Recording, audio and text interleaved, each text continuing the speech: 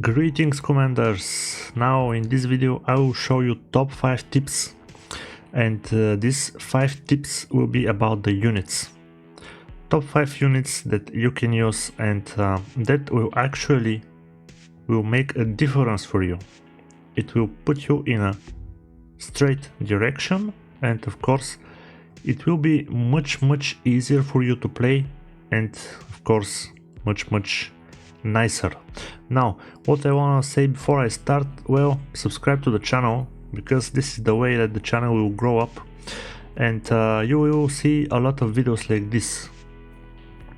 Now, what I see before I start, what I see is that a lot of players, well, they just don't know the basics. And now, when we talk about the basics, of course, the most important thing is what to build in the beginning, and of course, what to mobilize. Now, I made a video about the building, you can see it, it's in the channel, but now I'm gonna talk about the units. So, which are the top 5 units on a basic level that will actually help you a lot? Let's go to the research and look at the infantry. Now, the infantry, well, there are a lot of type of units. You can see the motorized one, mechanized, naval, airborne, special forces, national guard, mercenary, and this, you know, can be a bit difficult to choose which one to use. And it's understandable, because you know, you click on this one, motorized infantry, well, it looks good, you know, 3 attacking rating, 2 against machines, but then you go on special forces and you see that they are much stronger, but they cannot conquer anything. And you start asking yourself questions. Well, the best thing you can do about the infantry when you start playing the game is to have basic infantry. Now, the basic infantry, first of all, it's really cheap. Well, not as cheap as the National Guard, but still pretty much cheap.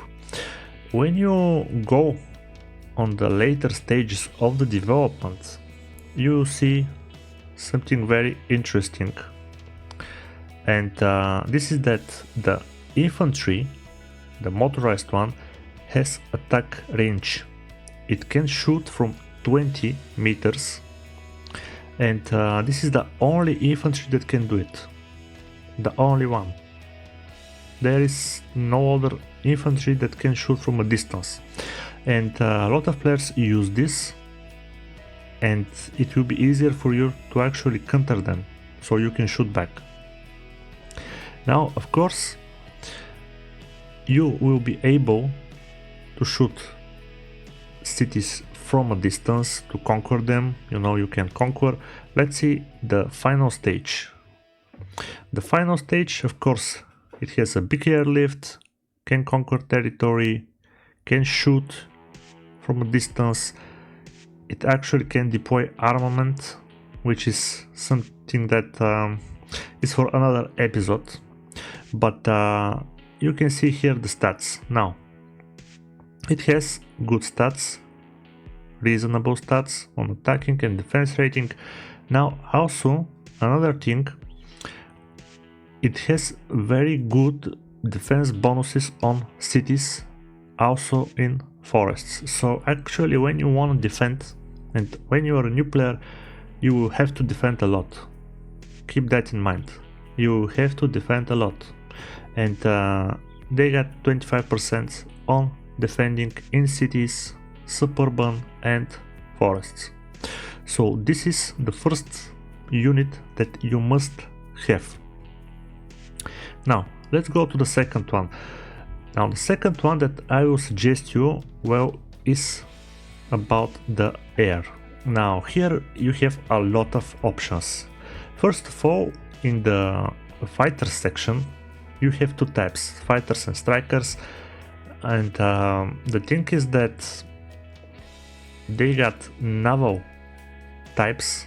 Each one of them, you can see naval air superiority fighter and naval strike fighter, and they also have stealth air types of machines. So which one to use? You start thinking, then you go to the heavies. Well, the heavies, a lot of heavies, you know, heavy bombers, naval patrol aircraft, you have AWACS, you have stealth bomber, you know, so it's start to become a little bit complicating, and on top of that you got helicopters, and the helicopters are attack, gunship, and one for the sea. And now what I'm gonna suggest you here strongly is to use strike fighters. Now strike fighters, first of all, they can go really far. You know, let's see the map.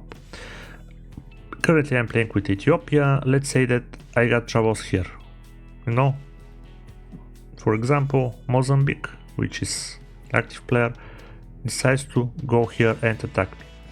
Actually, with my strikers now, here they are, I can go and, you know, actually shoot his units. Simple as that. His infantry. And in this way I will go 2-3 times, and the unit that he's putting forward, it will go down. Of course he could stack more units. Well, you will shoot, and you will go and shoot him more of 1, 2, 3 or 5 times, but you will be able to, you know, put pressure on the opponent from the beginning of his attack. It's very important.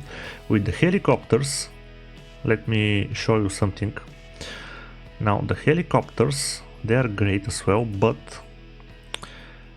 they got, look at that, 350 attacking range. This means that, well, they won't be able to go to here to attack. On the other hand, the strikers, let me show you the strikers now. Well, they got 650, like double of what the helicopters have. And this is one of the things. In airbase level 2 you will be able to actually, you know, have these strikers. Simple as that.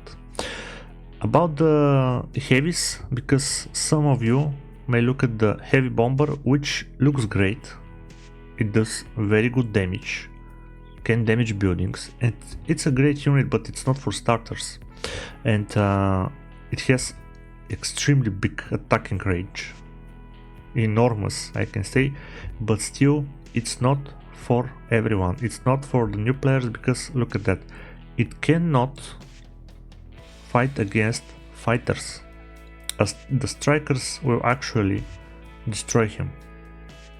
I'm not gonna say anything about the air superiority fighters, the strikers will destroy him. So this is very important. Actually, another thing is about the heavies, that the bomber needs level 3 airbase. With level 2 airbase you can produce strikers, but you need airbase level 3 to produce bombers, and this takes time.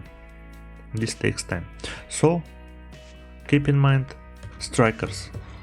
Now let's go to the next unit, and the next units are actually 2, because it's really important what you want to do. I'm talking about the mobile anti-air vehicle and mobile sound launcher. Now let me show you the both of them. As you can see, they fight. Strikers, fighters, bombers, and helicopters, and on top of that drones. This is very important. We will get back on drones in a second. Now, what you can see that the attack, the defense of the mobile anti-air vehicle is not so much, it's not something that makes respect. But if you go to the sound launcher, you will see that the sound launcher, have a lot of attacking rating and defending rating, but no attack and defending rating against helicopters and drones. So basically it will do great against strikers and fighters and bombers, but not so much, not at all actually, against helicopters and drones. And now in this case, what I will suggest you is to have both of them, just mix it together. Have like one or two of each in a stack, it will do great. Now I want to show you something here. I have made some stack, and now this stack, as you can see, it has like 30 defense against strikers, fighters, so on, and a little bit more of 10 against helicopters. This will be fixed because I am researching next level of mobile anti-air vehicle, and the defense against helicopters will rise.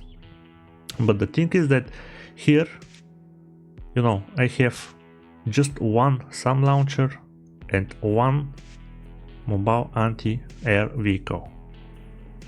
And this will be enough for you to be safe from the top, from the sky.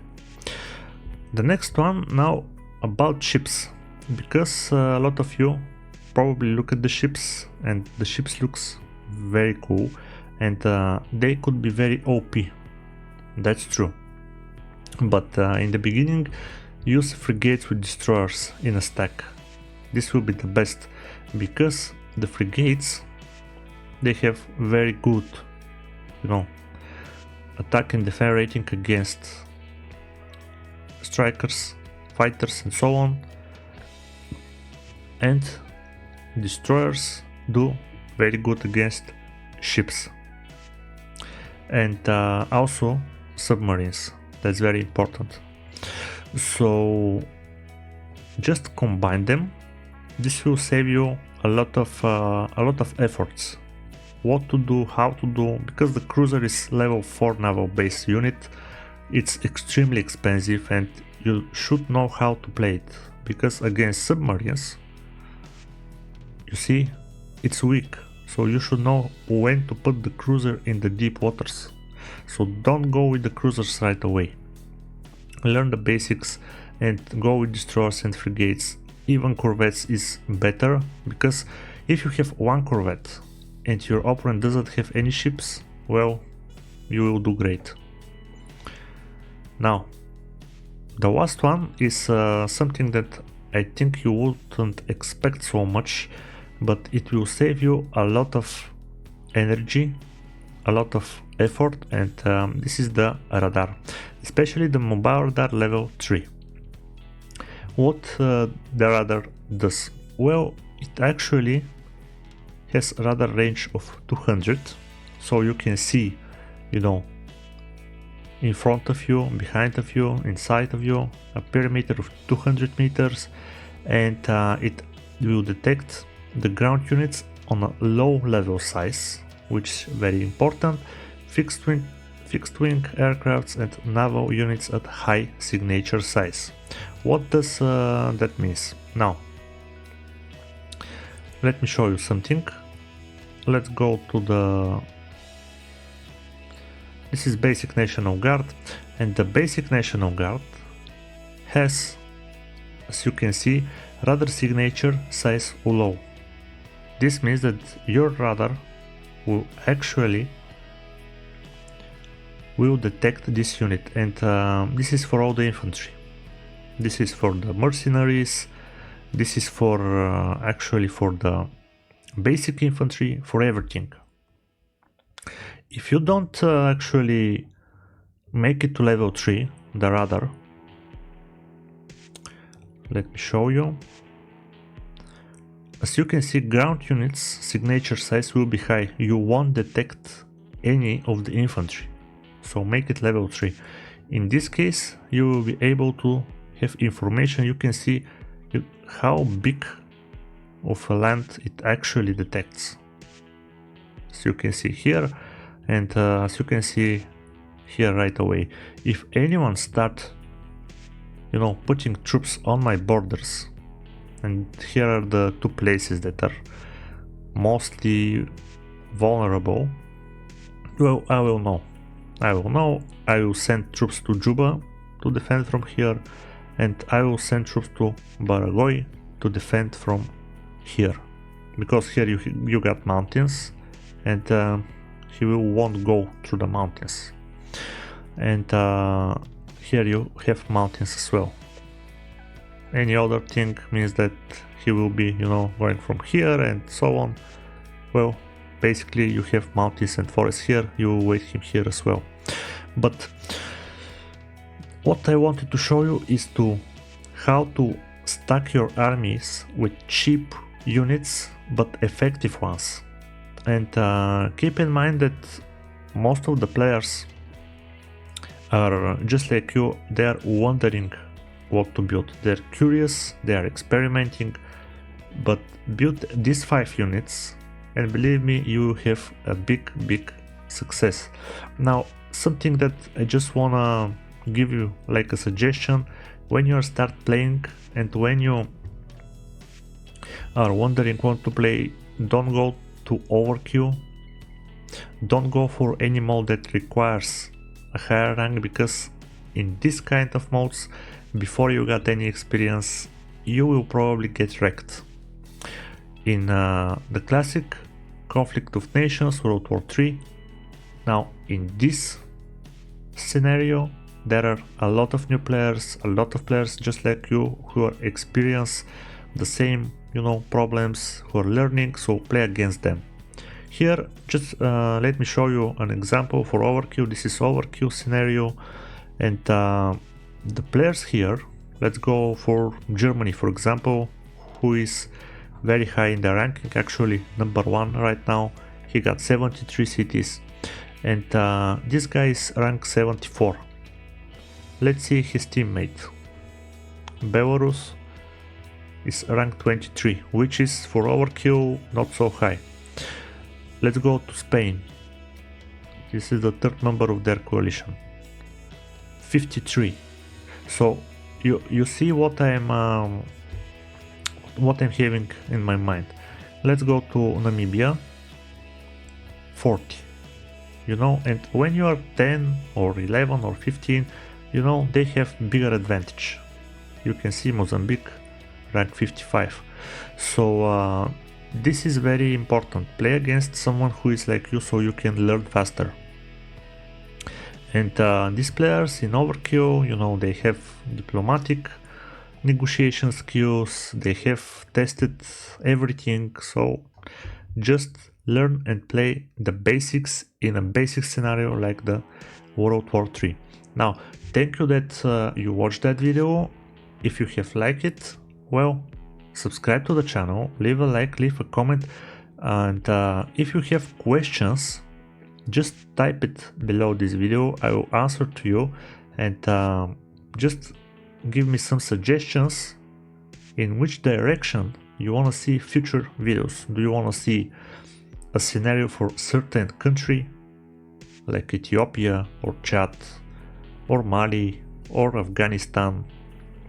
For Afghanistan, I actually already have a video, so you can check it, or some of the European countries, or how to control a region like Saudi Arabia, and so on. So leave a comment. One more time, thank you so much about your attention, and see you next time.